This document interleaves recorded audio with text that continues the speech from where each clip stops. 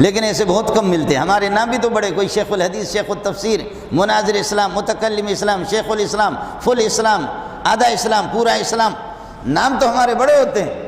لیکن حضرت اقدس حکیم الامت اشرف علی تھانوی رحمۃ اللہ علیہ فرماتے مولوی صاحب کا اس وقت آپ کو پتہ چلے گا کہ مولوی کے مدرسے کے قریب تم ایک مدرسہ اور شروع کرو۔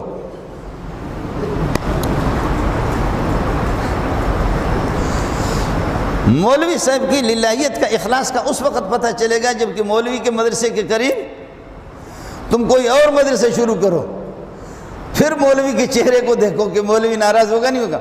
حالانکہ وہ جو مدرسہ ہے 2-3 گلی چھوڑ کر کے آپ بنائیں گے تو اس میں بھی تو قرآن کی تعلیم ہوگی، اس میں بھی تو قائد بغدادی پڑھا جائے گا، اس میں بھی تو حفظ ہوگا، وہ چکلہ تو نہیں کھلا، وہ بھی تو مدرسہ ہے نا۔ تو اب مولوی صاحب سے کوئی پوچھے کہ ناراضگی کی وجہ کیا ہے؟ یہ ناراضگی کی وجہ یہ ہے کہ اس مولوی صاحب کی اپنی اصلاح نہیں ہوئی۔